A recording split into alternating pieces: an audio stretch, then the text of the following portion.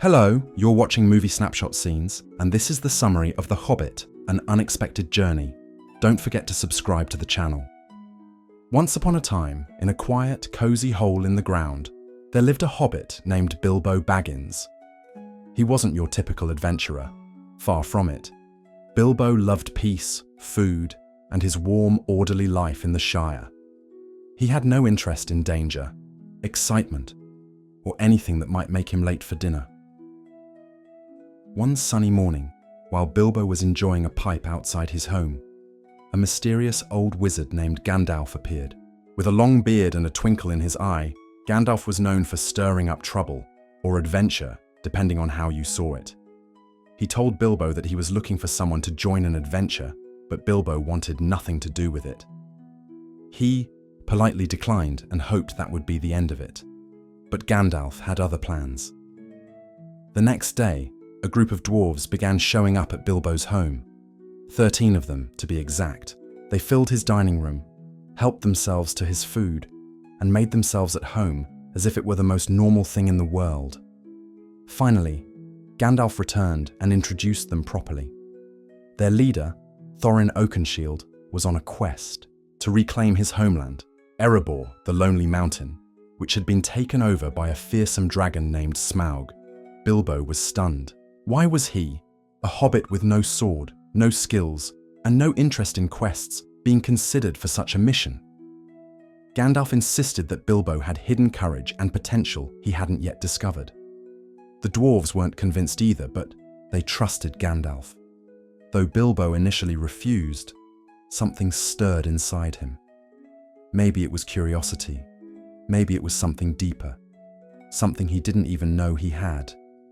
That night, unable to sleep, Bilbo made a decision. He ran after the company at dawn, without even packing a proper bag, and joined the adventure. And just like that, Bilbo Baggins left his quiet little life behind and stepped into a world far bigger and more dangerous than he had ever imagined. Bilbo had barely begun his journey when he realized adventures weren't as charming as they sounded. The food was scarce, the road was rough, and the weather wasn't nearly as comfortable as the fireside back home. The dwarves didn't treat him like one of the team yet, and Bilbo started to wonder if he had made a terrible mistake. After days of traveling through forests and hills, the company ran into their first real danger. One evening, as they were setting up camp, Thorin sent Bilbo ahead to investigate a strange light in the distance. Nervous, but wanting to prove himself, Bilbo crept through the trees and discovered 3 enormous trolls sitting around a fire, roasting meat and arguing loudly. Instead of sneaking away to warn the others, Bilbo decided to try and pickpocket one of the trolls, thinking it would show the dwarves he was capable of being a burglar. Unfortunately, trolls aren't exactly easy targets. He was caught almost immediately. The trolls, Tom, Bert, and William, were big, nasty, and not particularly smart. They argued about whether to roast Bilbo, squash him, or eat him raw. Soon, the dwarves showed up to rescue him, but one by one, they were all captured too. It looked like the end for the company. The trolls were preparing a nasty stew when Gandalf returned just in time. Hiding in the shadows, he used his magic voice to trick the trolls into arguing until sunrise. Trolls, as it turns out, turn to stone when exposed to daylight. As the sun rose, the 3 trolls froze into stone statues. Mid-argument, with the danger gone, the company explored the trolls' cave and discovered a hidden stash of weapons and treasure. Among the finds were 2 beautiful elvish swords and a small dagger, which Bilbo claimed as his own, though to him it looked more like a sword than a knife. The encounter with the trolls left Bilbo shaken, but also a little proud. He had faced danger and survived. Maybe, just maybe, he was a little more than just a simple hobbit. After surviving the troll encounter, Bilbo and the dwarves continued their journey eastward. Spirits were slightly higher now. They had new weapons, food from the troll's cave, and the satisfaction of having made it through their first true danger together. Bilbo was still getting used to the idea of being on an adventure, but at least he wasn't entirely useless anymore. The company soon reached a place called Rivendell. a hidden valley full of beauty, music, and magic. It was home to the elves, tall, graceful beings who lived in harmony with nature and time. Bilbo had never seen anything like them. They sang strange songs and spoke in riddles, and though they laughed a lot, there was deep wisdom in their eyes. In Rivendell, they were warmly welcomed by Elrond, the elf lord of the valley. Elrond was kind, noble, and wise beyond measure. He invited them to rest and recover from the road. During their stay, Elrond examined the map and swords the company had found in the troll cave. That's when something very important happened. One evening, under the light of the moon, Elrond revealed secret runes on Thorin's map, runes that only appeared under moonlight. These moon letters told of a hidden entrance to the Lonely Mountain, one that could only be found on Durin's Day, a special dwarvish holiday.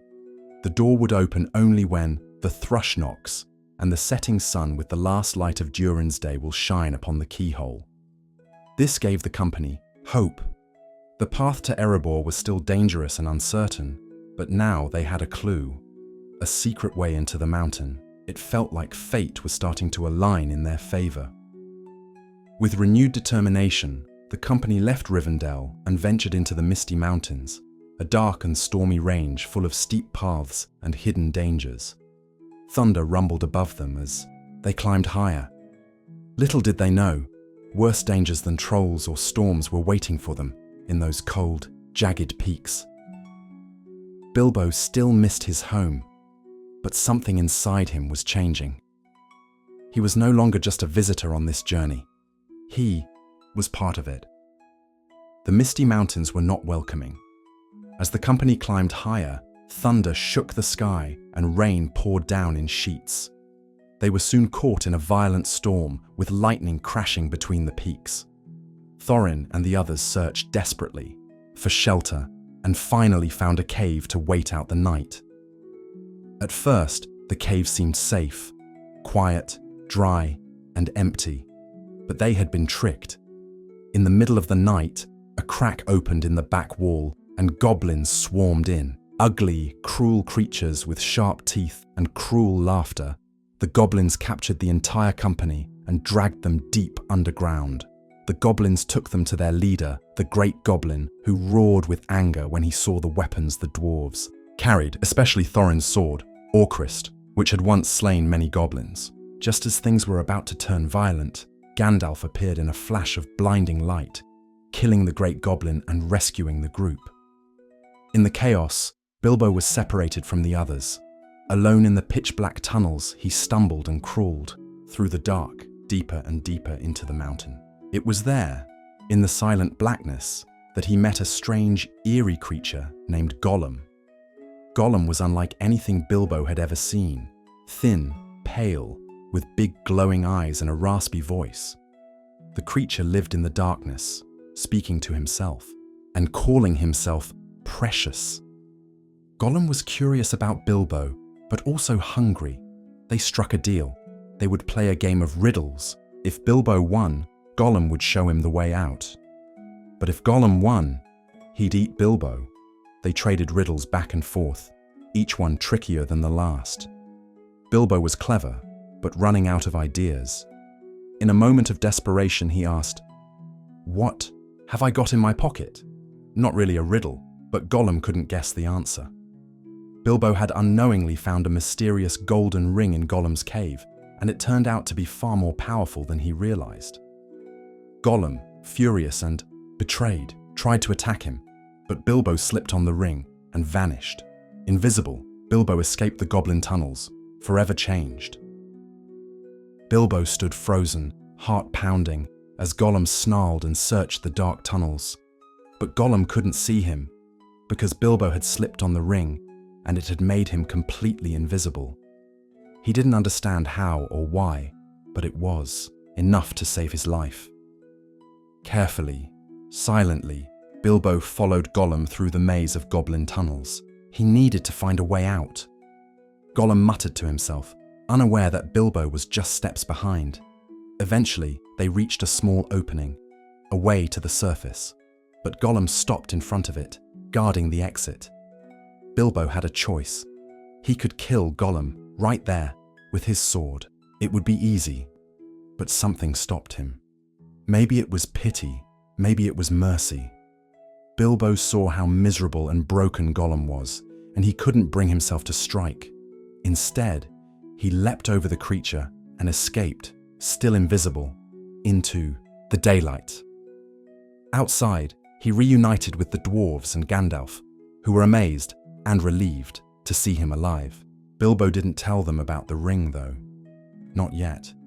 He only said he had used his wits to escape. The experience had changed him. He was still the same Bilbo, but something deep inside had awakened, a quiet courage he hadn't known he had. The journey continued. The group descended the mountains, but danger was never far behind. Soon, a pack of wargs, huge, evil wolves, picked up their scent. The company fled into the trees, climbing up as high as they could.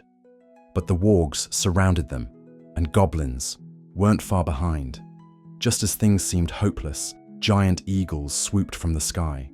Enormous, majestic, and powerful, the eagles lifted the company from the burning trees and carried them far away to safety.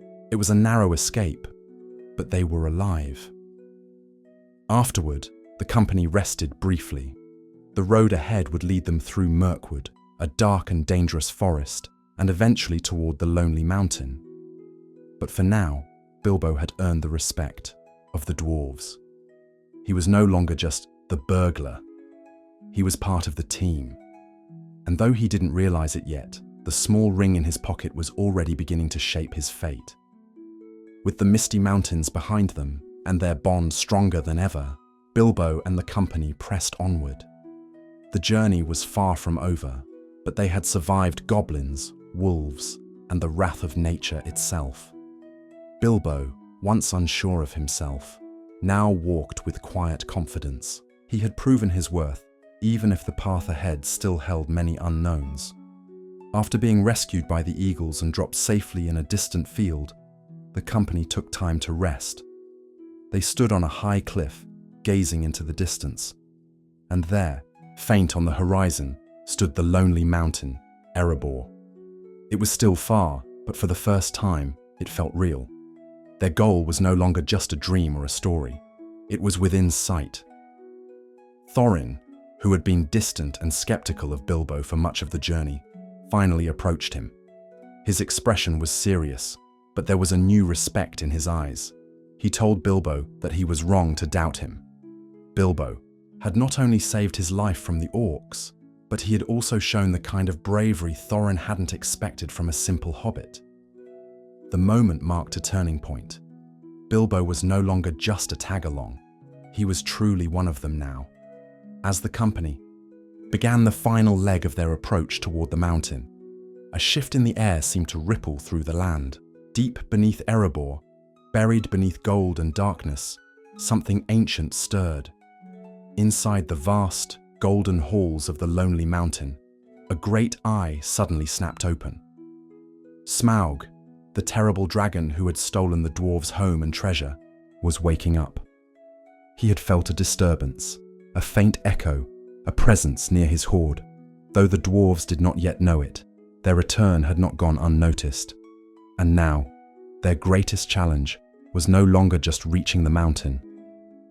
It was what awaited them inside.